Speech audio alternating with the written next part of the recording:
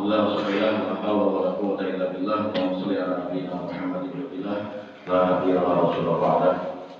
Wa billahi rabbil alamin Muhammadin nabiyya wa rasulah rabbi zidna ilma warzuqna fahma amma ba'd. Baik jamaah Allah, sebelum kita lanjutkan kajian kita, saya berbagi tips pagi ini, yaitu ketika kita mendapati orang yang bagian dari ruqyah syariah, ketika kita mendapati orang yang pingsan tapi secara medis dia tidak bisa bangun-bangun, maka ada caranya ruqyah. Saya butuh praga, Mas Majus. Ya. Sampai besok ya. Nggih, Pak. Pas niku kurbane, Pak. Ya tiduran.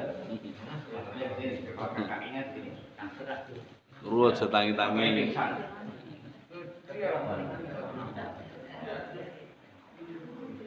Ibu kalau pingsan biasa itu diberi aroma dia pasti bangun. Ya Allah, ini entah itu minyak kayu putih atau apapun, kaos kaki,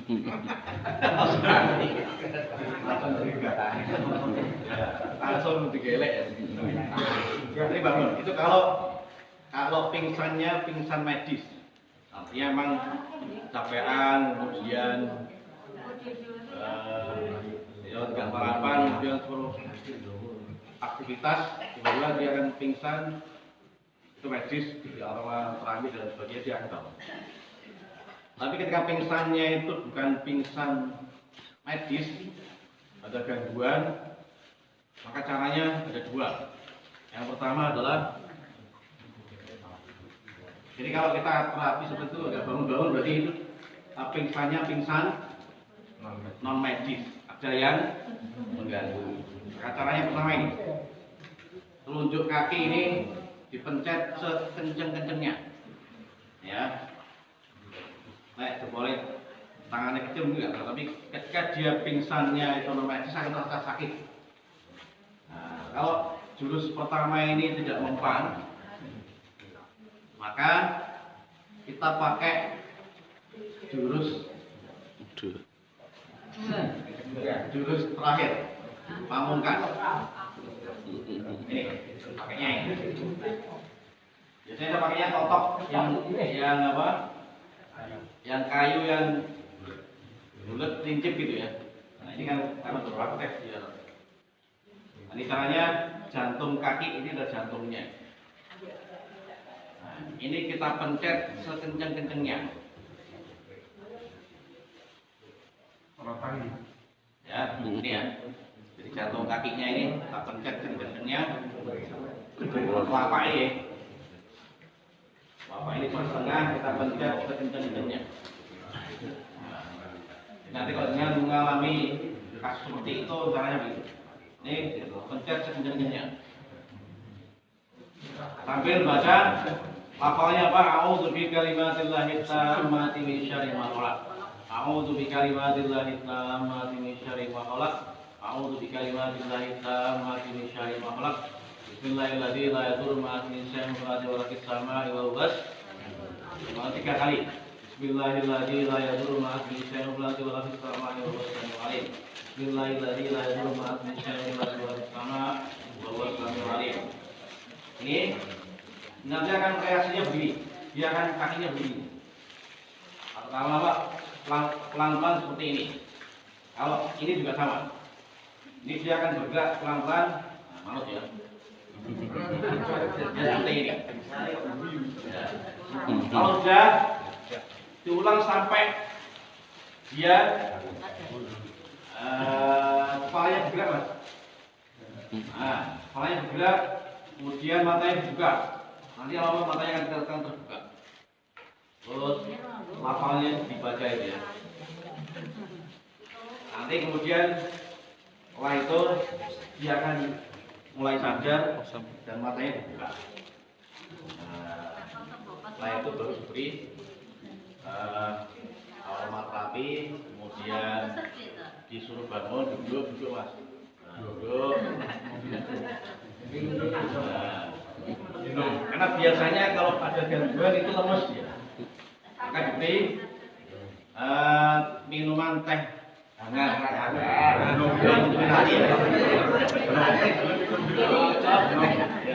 Teh hangat, kemudian ditanya mas, tadi di mana bisa tidur lelap?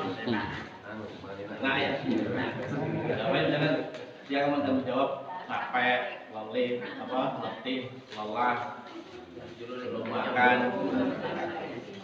Oke, gitu ya. Terima kasih.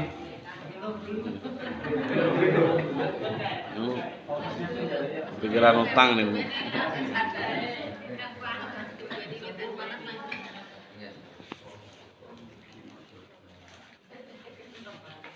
Ya, itu pengalaman terbaru saya yang saya praktekkan.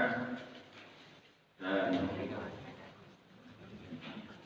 kalau dengan seperti itu paling enak dalam berbicaranya orang dari tangil. Dia tak pakai tangil. Maka kalau nggak tahu ilmunya, ya lama itu kita kalau belajar seperti itu, nanti dia lama akan kecapek, tingkat capeknya itu luar biasa. Baik, itu tips yang pertama saya sampaikan. Kita lanjutkan kaji kita. Kalau kemarin kita sudah membahas hadis di kitab Sahih tentang akhlak, hari ini saya akan lanjutkan kaji kita tentang fikih sunnah, hukum gambar dan membuat patung. Hadis Sahih telah melarang untuk membuat patung dan menggambar sesuatu yang memiliki roh, baik manusia atau binatang. Jika yang digambar atau dipatungkan adalah sesuatu yang tidak memiliki roh, seperti pohon, bunga dan sejenisnya, maka hukumnya boleh. Dasarnya Ibnu Abbas, Rasulullah bersabda, "Man sawwara suratan fid dunya kullifa yaumal qiyamati an yanfuqa fiha bi'aqruhu wa laisa binafihin." Barang siapa yang membuat sebuah gambar bernyawa di dunia, maka dia akan dibebani untuk meniupkan roh ke dalamnya pada hari kiamat, dan dia tidak akan bisa meniup roh itu. Sejarah Rasulullah, "Inna min asyaddin nasi adzaban yaumal qiyamati alladziina yusawwiruna hadhihi surah." Sebenarnya di antara manusia yang paling berat azabnya pada hari kiamat adalah orang-orang yang membuat gambar-gambar ini. Yang adalah gambar yang memiliki nyawa. Seorang lagi menemui Ibnu Abbas dan berkata, "Sesungguhnya aku membuat gambar-gambar ini berikan manfaat atau tendang kepadaku." Ibnu Abbas berkata, "Mendekatlah kepadaku."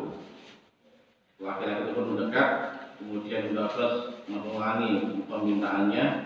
Laki-laki pun lebih mendekat kepadanya, lalu Ibnu Abbas meletakkan tangannya di atas kepala laki-laki itu dan berkata, "Aku akan beritahukan kepadamu sesuatu yang pernah aku dengar.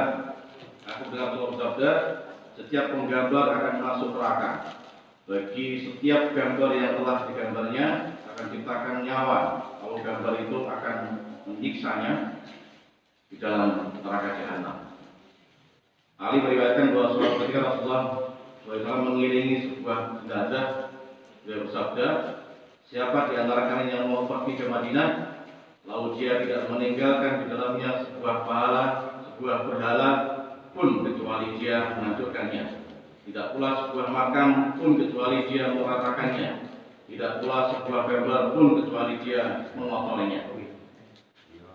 Kemudian singkat cerita, ada seorang laki-laki yang kemudian balik ke rumahnya karena dia merasa meninggalkan sesuatu, ya, ada gambar di dalamnya, kemudian mengotorinya. Dan Rasulullah bersabda, "Barang siapa yang kembali membuat suatu dari semua ini, maka dia telah kufur kepada apa yang diturunkan kepada Muhammad Muhammad Sallallahu Alaihi Wasallam.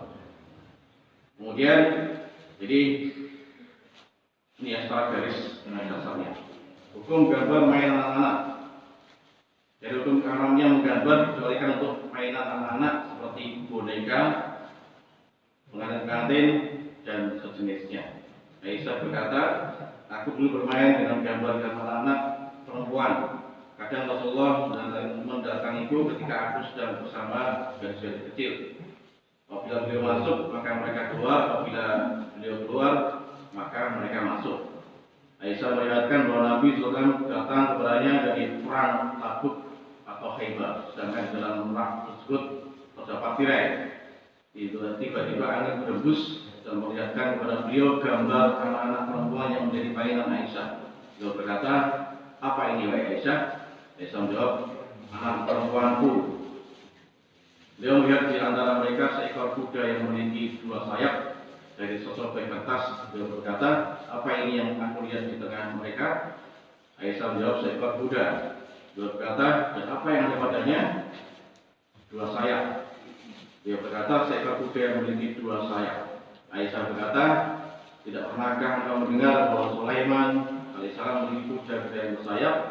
Rasulullah pun tertawa sampai gigi gerahamnya kelihatan. Ya. Jadi prinsipnya ketika gambar itu memiliki nyawa atau patung ya, maka keharamannya berlaku. Tapi ketika itu mainan, pernikahan dan sebagainya, itu diperbolehkan. Maka ketika Sunan Kalijogo atau Wali Songo Sunan Kalijogo membuat wayang, awalnya wayang itu tidak seperti sekarang. Awalnya wayang itu betul-betul mirip seperti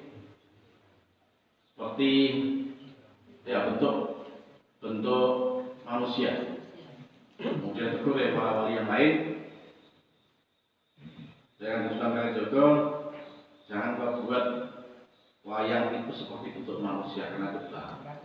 Nah ini ya, oleh Sunan Kalijogo dirubah wayang itu tidak seperti layaknya bentuk manusia. Bagong, tidak orang masuk bagong, ya.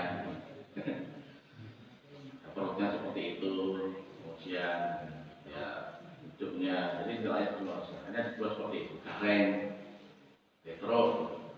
Jadi itu bagian dari sinopsis atau gambaran manusia. Bagong itu bawo, awal bahasa itu. Petro itu bahasa Arabnya fatruk. Dan yang lain itu tetap bahasa Arab.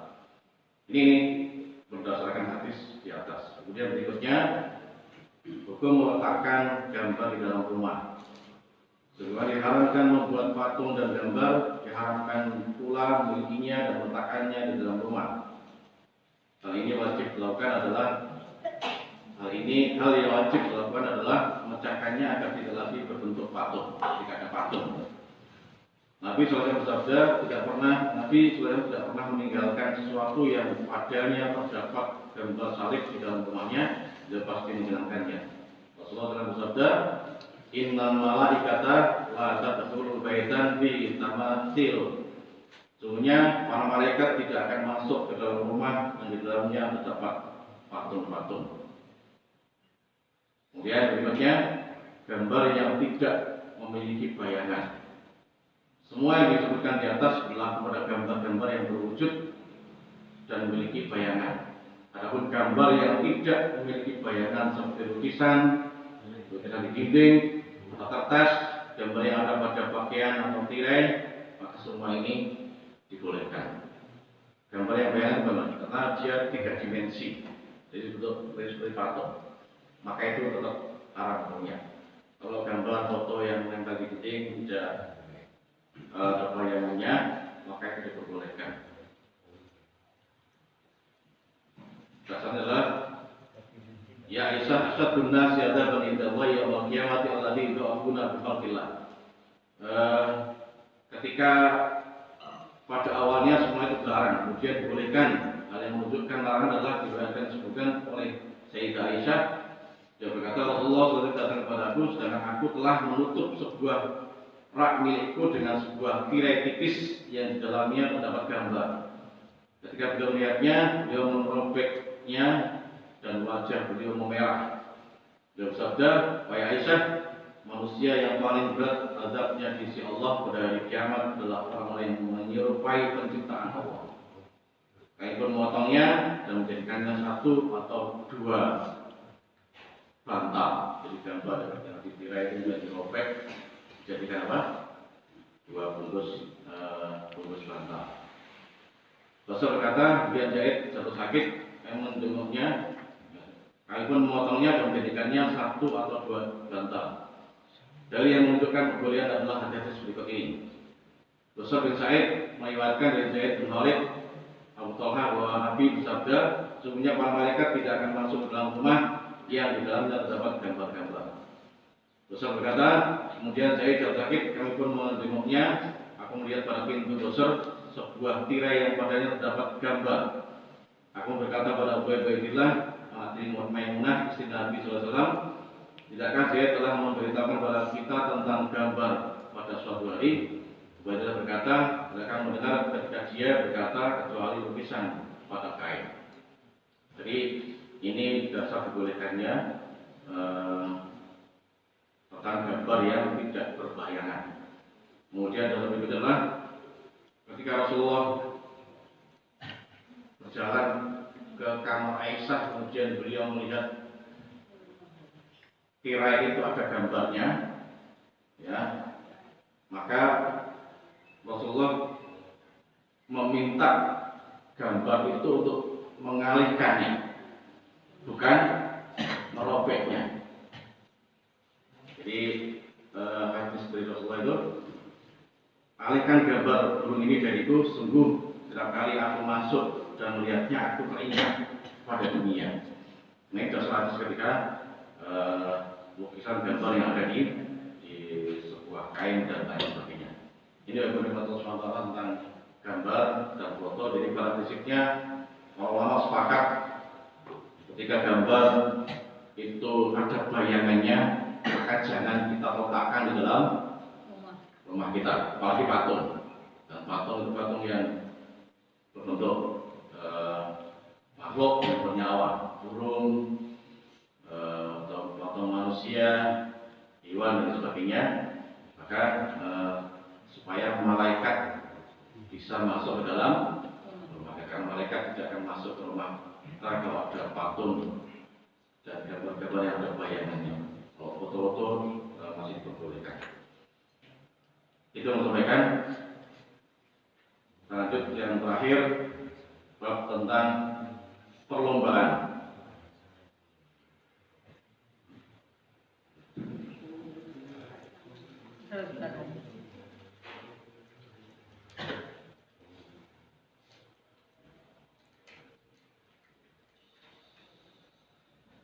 Perlombaan ditetapkan hukumnya syariatnya dan merupakan kegiatan yang terpuji. Ada perlombaan dianjurkan. Nah, tentang perlombaan ini, Allah Subhanahu wa taala berfirman, "Wa'iddu lahum mastata'tum min quwwatin wa min ribatil khair." Dan persiapkan dengan segala kemampuan untuk menghadapi mereka dengan kekuatan yang memiliki dan dari pasukan berkuda. Uqbah bin Amir berkata, Rasulullah bersabda, dan persiapkan dengan segala kemampuan untuk menghadapi mereka dengan kekuatan yang memiliki. Ingatlah bahwa kekuatan itu adalah memanah.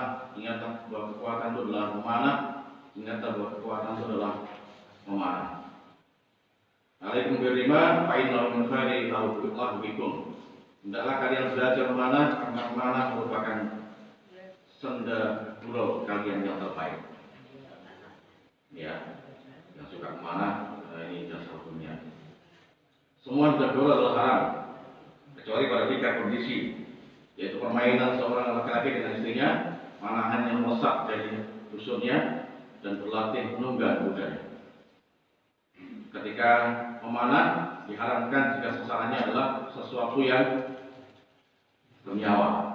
Nah, kalau memanah sasarannya burung, ayam, itu nggak boleh. Nih. perlombaan binatang juga disebutkan hadis berikut. Riwayat Abu Hurairah Rasulullah bersabda, la sabaq illa fi khufin aw nasin aw hafin. Tidak ada perlombaan kecuali pada unta, panah, dan kuda. Ibnu Umar berkata, Nabi SAW melombakan kuda-kuda yang ditadmir, kuda yang diberi makan, memang dirupa ini, dan kuda yang tidak tadmir, dan kuda yang memang tidak untuk perlombaan. Kemudian ini kaitan dengan perlombaan. Kadang lomba itu ada taruhan. Nah, bagaimana dengan taruhan? Taruhan yang diperbolehkan. Perlombaan tanpa adanya taruhan dibolehkan berdasarkan ijma para ulama. Sebenarnya telah dijelaskan sebelumnya, sementara perlombaan yang disertai taruhan dibolehkan dalam bentuk-bentuk sebagai berikut, yaitu harta diambil dalam perlombaan berasal dari penguasa atau lainnya. Misalnya dia berkata kepada orang yang berlomba, siapa saja yang menang di antara kalian maka dia akan mendapatkan harta sebanyak ini. Jelas ya?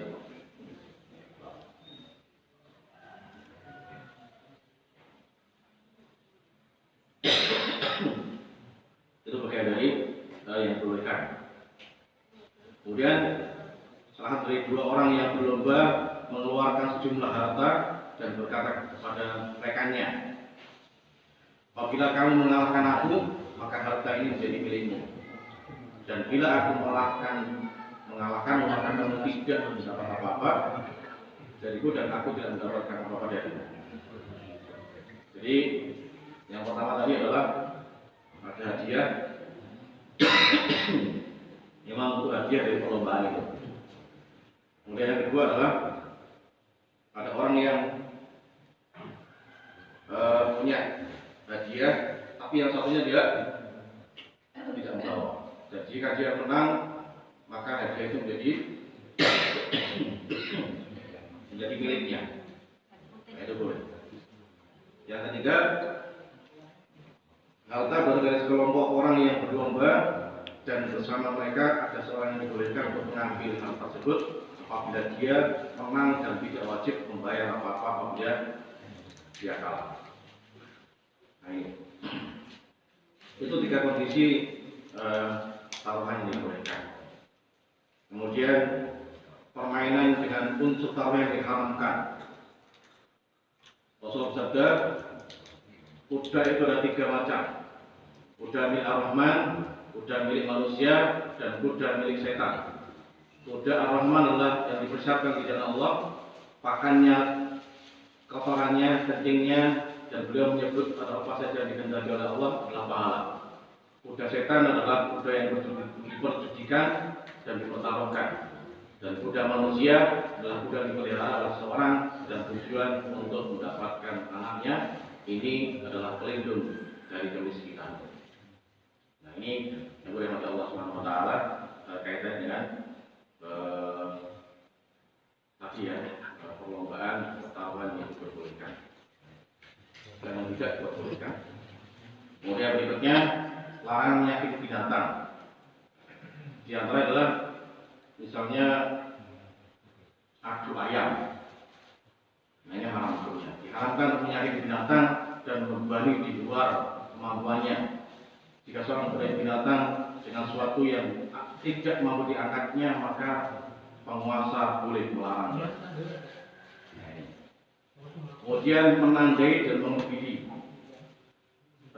Boleh menandai binatang untuk menjadi tiris ya, petanda, tapi tidak di wajahnya. Baik binatang atau manusia, itu dilarang kalau menandai di wajah. Kalau di luar wajahnya maka itu dibolehkan. Dengan punya ayam atau kucing ditandai di bukan wajahnya itu dibolehkan.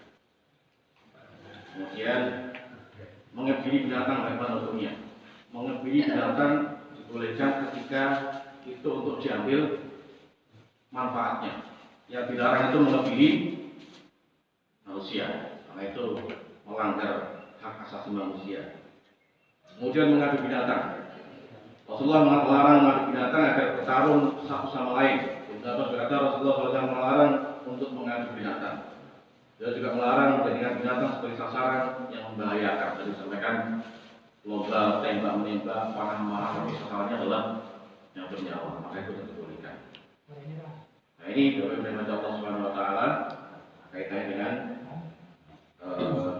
perlombaan. Barangkali perlu sampaikan, mohon maaf. Mungkin ada yang bertanyakan, saya persilakan. Wassalamualaikum warahmatullahi wabarakatuh.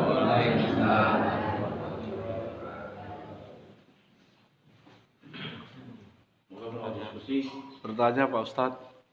Ya, Assalamualaikum warahmatullahi wabarakatuh.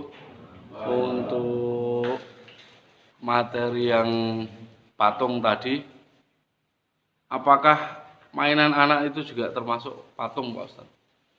Saya membelikan anak saya harimau gitu, apakah itu juga berdosa? Terus boneka gitu Pak Ustadz. Terima kasih. Wassalamualaikum warahmatullahi wabarakatuh. Waalaikumsalam warahmatullahi wabarakatuh. Baik, tadi saya jelaskan di hadis di awal untuk mainan boneka. Aisyah juga pernah melakukan itu dan melihat Rasulullah. Beliau juga ikut bermain, tidak dilarang, maka seperti itu dibolehkan. Nah itu untuk mainan, gitu ya. Yang dilarang itu ketika membuat patung manusia, binatang, ya. Dan itu memang diniatkan untuk membuat seperti itu, bukan untuk mainan. Ya, itu kan ada bayangannya, gitu ya. Jelas ya. Jadi kalau mau mainan, boneka dan sebagainya itu juga diharamkan. Boleh. Bagaimana kalau Aisyah bermain dengan anak gadis dengan patung boneka itu. Lagi yang lain. Sudah cukup. Baik. Jadi prinsipnya saya menjelaskan tadi yang taruhan. Taruhan yang boleh itu ketika yang membawa salah satunya. Tapi kalau dua-duanya bawa itu haram. Paham ya? Saya kan dengan Pak Wiono. Pak Wiono jagus si A. Saya juga bawa hadiah atau tawaran bahasanya. Nah, ketika yang menang kok B misalnya, Pak Wiono jagonya A. Maka yang berarti kan Pak Wiono kan kalah. Maka punya Pak Wiono jadi milik saya. Itu nggak boleh. Itu taruhan yang haram hukumnya. Jelas ya? Ya.